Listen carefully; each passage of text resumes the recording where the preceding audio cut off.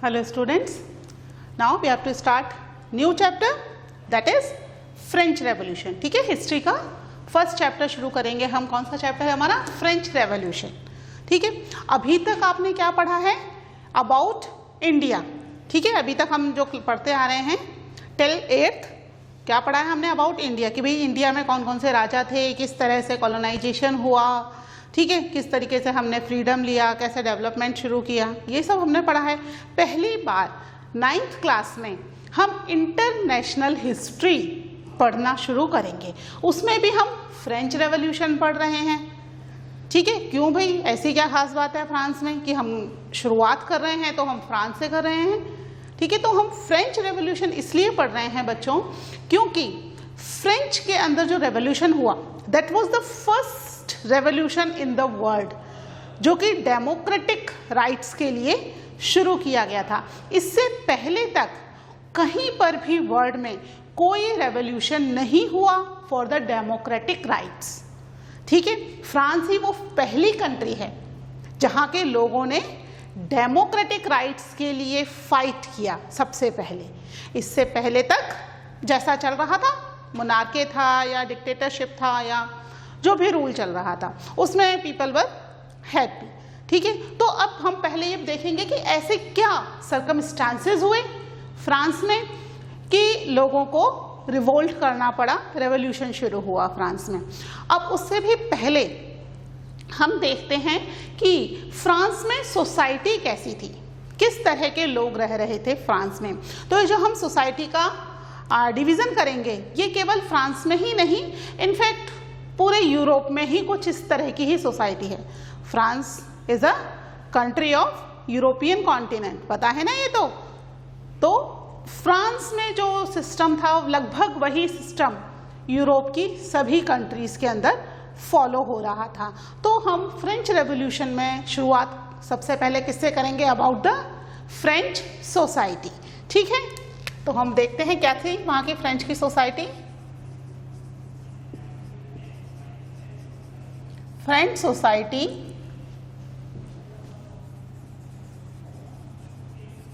During the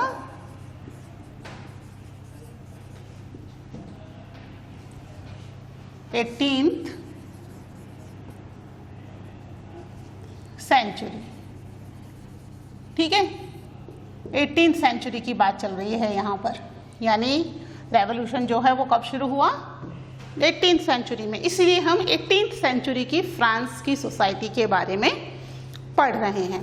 ठीक है, तो फ्रांस के अंदर बेसिकली जो पूरा सोसाइटी था that was divided into 3 different states. ठीक है, स्टेट का मतलब ये नहीं राज्य है ना, वो स्टेट नहीं है. यहाँ स्टेट की स्पेलिंग डिफरेंट है. स्टेट मतलब अ पर्टिकुलर कैटेगरी है ना, कैटेगराइज कर दिया 3 अलग अलग कैटेगरीज में उनको. तो यहाँ पर बेसिकली पूरे जो फ्रेंच पीपल थे दे वर कैटेगराइज इनटू द 3 स्टेट्स. ठीक है, कौन कौन से स्टेट थे? That was the first state. ठीक है, फर्स्ट स्टेट के अंदर कौन था? फर्स्ट स्टेट के अंदर पीपल थे that were known as the clergy. ठीक है, कौन होते हैं clergy? These are the people of the church. ठीक है, यानी जो चर्च को मेंटेन करते हैं, फादर वगैरह जो होते हैं ना चर्च में, पोप हैं, ये जो चर्च को पूरा मेंटेन कर रहे हैं. That was on the top, सबसे टॉप पोजीशन कंट्री के अंदर किसकी थी? क्लैरिजी की, यानी कि चर्च के जो भी मेंबर्स हैं, पोप हैं, फादर हैं, उनकी सबसे टॉप पोजीशन थी कंट्री में. ठीक है, इसके बाद सेकेंड स्टेट था.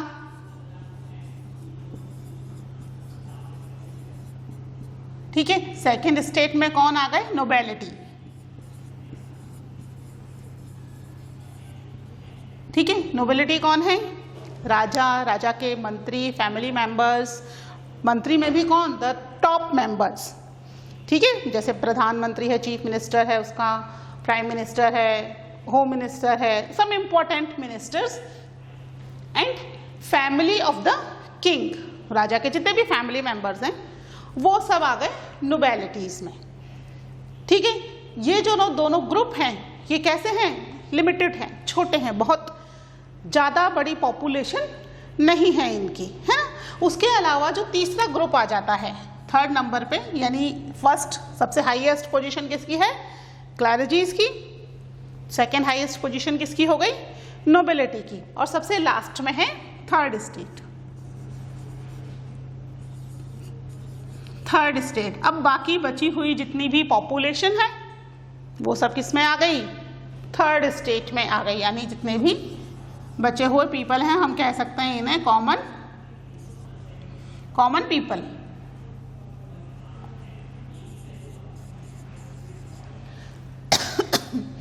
सॉरी, कॉमन पीपल, ठीक है। अब इन कॉमन पीपल को भी हम डिवाइड कर देते हैं भाई।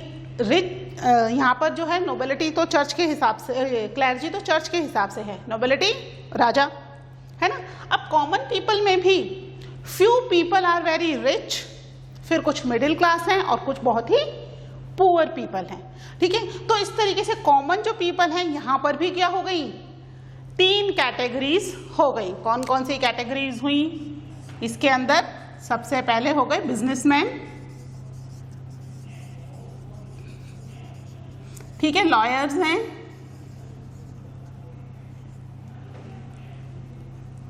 कोर्ट पीपल हैं, ठीक है, ये लोग थोड़े से रिच हैं, पैसे वाले, ठीक है। इसके बाद सेकंड नंबर पे कौन आ गए, पीसेंट्स हैं, जिनके पास अपनी खुद की लैंड है, एंड आर्टिसंस आ गए, ठीक है। और सबसे लास्ट में कौन आ गया, स्मॉल पीसेंट। लैंड तो है पर बहुत ही छोटी है, स्मॉल पीसेंट्स हैं, लैंडलेस लेबर्स हैं,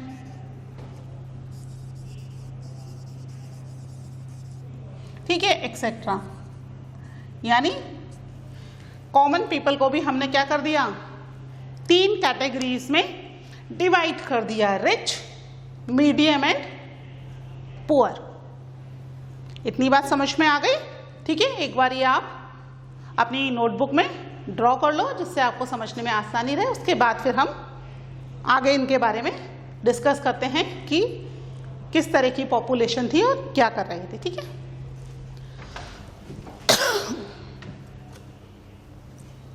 ठीक है, ये समझ में आया बच्चे। अब यहां पर क्लैरिजी, नोबिलिटी जो हैं, ये दोनों कंट्री के अंदर लिमिटेड पॉपुलेशन है इनकी, बहुत ज़्यादा नहीं है, लेकिन most of the land of the country owned by them, ठीक है। क्लैरिजी यानी चर्च के पास भी बहुत बड़ी बड़ी लैंड है ना, चर्च तो अपना है ही, चर्च के अलावा बहुत बड़ी एग्रीकल्चर लैंड है। नोबिलिटी है, इनके पास भी अच्छी खासी बड़ी लैंड है। इसके अलावा पीसेंट्स हैं, कुछ पीसेंट्स जिनके पास अच्छी लैंड है, लेकिन कंट्री के अंदर जो पीसेंट्स हैं, ये पीसेंट्स क्या हैं कंट्री के अंदर, they are the 90% population of the country, ठीक है। पीसेंट्स क्या है कंट्री की, 90% पॉपुलेशन केवल पीसेंट्स कवर कर रहे हैं, ठीक है। इतनी बड़ी पॉपुलेशन होने के बावजूद लैंड इनके पास बहुत ही कम है। कंट्री की मोस्टली लैंड या तो क्लर्जीज के पास है, या नोबिलिटी के पास है, या फ्यू बिग पीसेंट्स, कुछ बिग पीसेंट्स के पास है। तो लगभग 60% लैंड जो है, 60% लैंड ओन्ड बाय, कौन कौन ओन्ड कर रहा है यहां पर, clergy, nobility and big peasants, ठीक है। बाकी बची 40% लैंड ही जो है कुछ मिडिल क्लास पीसेंट्स के पास है, कुछ स्मॉल पीसेंट्स के पास है। बाकी मोस्ट ऑफ द लैंड किनके पास चली गई, clergies, nobility and few big peasants. कुछ ही है बिग पीसेंट्स, ज़्यादा नहीं है। मोस्टली लैंड मान लीजिए इसमें क्लैरिजी और नोबिलिटी के पास है, ठीक है।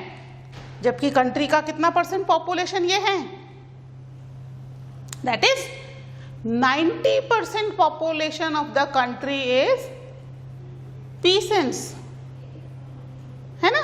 तो यहाँ पर लैंड का डिवाइडेशन सही नहीं है, प्रॉपर नहीं है, ठीक है। इसके अलावा कंट्री में अब जो राजा है उसकी इनकम का सोर्स क्या होता है कंट्री में? टैक्सेस, है ना। किंग तो कोई काम करेगा नहीं, तो उसका काम क्या है? डेवलप द स्टेट, ठीक है, डेवलपमेंट करना, प्रॉपर फैसिलिटीज लोगों को अवेलेबल करवाना। इन सब के लिए पैसा कहाँ से आएगा? They have to impose the taxes on the people, ठीक है। तो यहाँ पर भी टैक्सेस इम्पोज किए गए हैं लोगों के ऊपर। तो अब ये टैक्सेस कौन दे रहा है? टैक्सेस देने के लिए भी यहाँ पर इन तीनों स्टेट्स में इक्वालिटी नहीं है, ठीक है। यहाँ पर डिस्क्रिमिनेशन हो रहा है टैक्स लेने के नाम पर। क्या डिस्क्रिमिनेशन हो रहा है कि ये जो फर्स्ट एंड सेकंड स्टेट है ये कोई भी टैक्स पे नहीं कर रहे हैं, they are privileged by birth, ठीक है। प्रिविलेज्ड मतलब they have some special facilities by birth, क्योंकि ये क्लर्जी फैमिली में पैदा हुए हैं या नोबिलिटी फैमिली में पैदा हुए हैं, इसलिए इन्हें क्या करना है? No need to pay taxes, ठीक है। तो यहां पर ये दोनों कम्युनिटी क्या है? They are exempted to pay taxes, ठीक है। They are privileged by birth, ठीक है। टैक्सेस देने से इनको एग्जेम्प्ट कर दिया गया है, इनको मना कर दिया गया, भाई आप you just enjoy your life, no need to pay any taxes, you have to privilege by birth, ठीक है। क्योंकि आपका जन्म इन फैमिलीज में हुआ है तो आप क्या करो? एंजॉय करो लाइफ, आपको कोई भी टैक्स पे करने की जरूरत नहीं है। तो फिर कौन टैक्स पे करेगा? टैक्स पे करेंगे ये थर्ड स्टेट के मेंबर्स, ठीक है। दे हैव टू पे ऑल टैक्सेस, ठीक है। जितने भी तरह के टैक्सेस हैं कंट्री में वो सारे टैक्सेस किन्हें पे करने पड़ेंगे? थर्ड स्टेट के लोगों को ही पे करने पड़ेंगे, क्योंकि इन दोनों स्टेट के लोगों को क्या दे दिया गया है? प्रिविलेजेस दे दिए गए हैं, स्पेशल फैसिलिटीज दे दी गई हैं। अब यहाँ पर बिग बिजनेसमैन हैं, लॉयर्स हैं, बिग पीसेंट्स हैं, ठीक है, स्मॉल पीसेंट्स हैं, लैंडलेस फार्मर्स हैं, सबकी कंडीशन तो सेम नहीं है ना। कुछ की कंडीशन अच्छी है, रिच पीपल और the middle class people they can pay the taxes, लेकिन जो लोग लैंडलेस पीपल्स हैं, लेबर्स हैं, यानी पुअर फैमिलीज को बिलोंग कर रहे हैं, जिनकी इनकम अच्छी नहीं है, वो यहाँ टैक्सेस पे नहीं कर पाते या बहुत ही लेस टैक्सेस पे कर रहे हैं। सबसे ज्यादा टैक्सेस कौन पे करेगा? Those who are rich, according to income they have to pay the taxes, है ना। तो यहाँ पर टैक्सेस भी अलग अलग तरह के हैं, ठीक है। कौन कौन से टैक्सेस हैं भाई? एक टैक्सेस तो जो है वो क्लर्जी ले रहा है, एक टैक्सेस नोबिलिटी ले रहे हैं, कुछ इनडायरेक्ट टैक्सेस भी इनके ऊपर इम्पोज किए गए हैं, ठीक है। वो कौन से टैक्सेस है वो मैं आपको बताती हूँ एक बार। ये जो इन्फॉर्मेशन है आप अलग से पॉइंट्स बना करके उनको लिख लेना है। सच मैंने आपको जिससे समझने में आसानी रहे इसलिए मैंने इस तरीके से बनाया है। आप नीचे अलग से पॉइंट बनाकर लिख लेना कि भी 60% पॉपुलेशन ये है, 90% पॉपुलेशन पीसेंट्स हैं, है ना। 60% लैंड कौन ओन कर रहा है, फिर कौन कौन एग्जेम्प्ट है टू पे द टैक्सेस, ठीक है, किसको टैक्स पे करना पड़ रहा है, ये आप अलग से नीचे पॉइंट डालते जाना और लिखते जाना। इस तरीके से मत लिखना, आपको फिर बाद में नहीं समझ में आएगा, ठीक है। फिर आप इसको नोट करो, then we discuss about the taxes.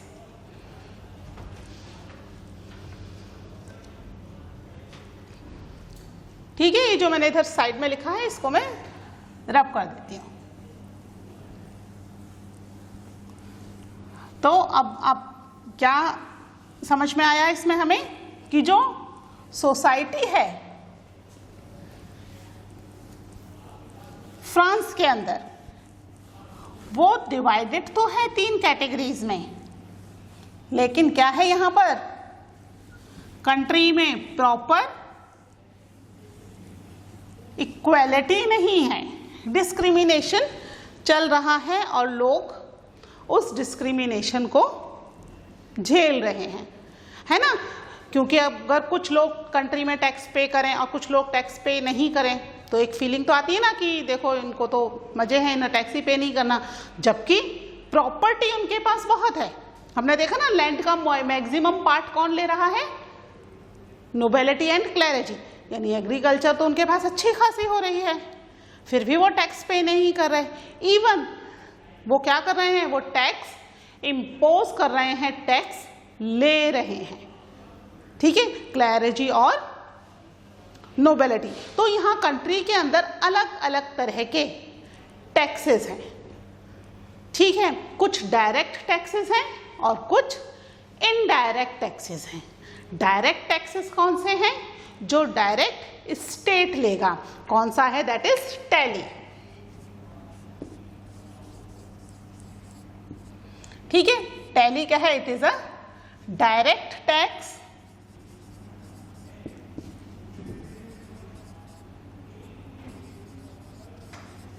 imposed by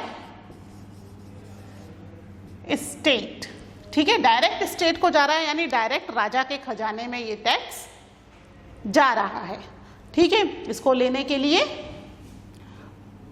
अलग से एम्प्लॉयज हैं जो कि पीसेंट से ये टैक्सेस कलेक्ट कर रहे हैं।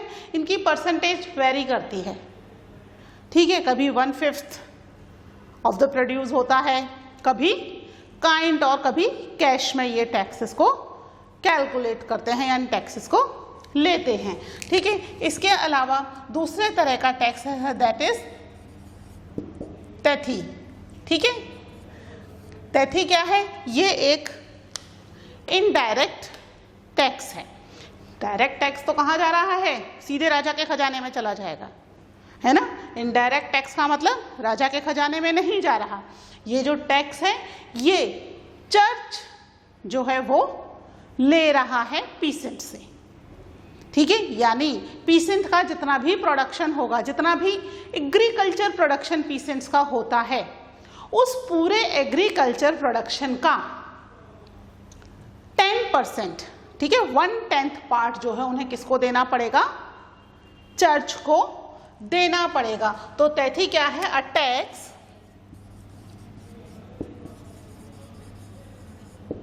levied by the church, ठीक है। कौन इसको इम्पोज कर रहा है, कौन लगा रहा है, church, comprising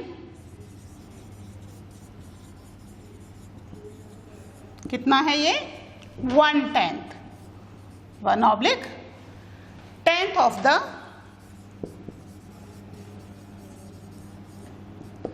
agricultural 1/10 of the agriculture produce,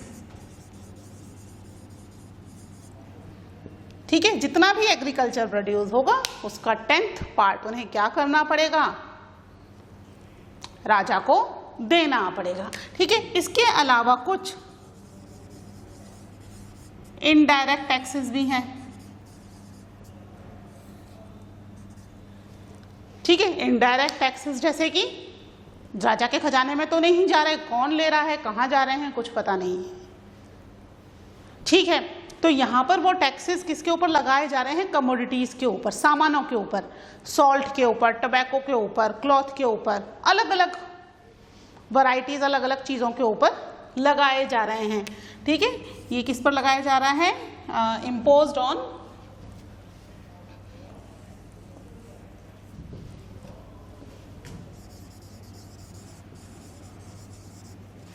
imposed on salt, tobacco, etc. ठीक है, तो ये क्या है, this is the indirect taxes. तो this is about the taxes of the country, ठीक है। तो हमने देख लिया कंट्री में सोसाइटी के बारे में, 3 स्टेट्स हैं, 3 सोसाइटीज हैं, ठीक है, जो डिस्क्रिमिनेशन है वो कंटिन्यू है कंट्री के अंदर। ठीक है, यहाँ पर जो है टैक्सेस सबसे इक्वली नहीं लिए जा रहे हैं। First two societies they are exempted from the taxes, third state दे रहा है लेकिन उस पर भी अलग अलग तरह के टैक्सेस इम्पोज किए गए हैं। ठीक है, ये जो टैक्सेस हैं ये कैसे हैं, कुछ टैक्सेस डायरेक्ट स्टेट ले रहा है, कुछ टैक्सेस चर्च ले रहे हैं, कुछ इनडायरेक्ट टैक्सेस हैं, सामानों के ऊपर टैक्स लगा दिया गया तो उन्हें पता ही नहीं है, अचानक से सॉल्ट की कीमत बढ़ गई, टोबैको की कीमत बढ़ गई, दूसरी कमोडिटीज़ भी हैं, ये तो दो एग्जाम्पल हमारी बुक में दिए हुए हैं। ठीक है, उनकी कीमतें बढ़ गई हैं। ठीक है, तो ये जो है टैक्सेस लिए जा रहे हैं। तो this is about the society. Society जो है वो सेटिस्फाइड नहीं है, वो प्रॉब्लम में है, इनकम नहीं है और टैक्सेस देना पड़ रहा है। ठीक है, अब हम नेक्स्ट लेक्चर में देखेंगे about the monarchy of the country की, राजा और राजा का कंट्री के अंदर क्या सिस्टम चल रहा है। ठीक है, इसको आप अच्छे से एक बार बुक में से भी पढ़ लेना। Till now take care, bye.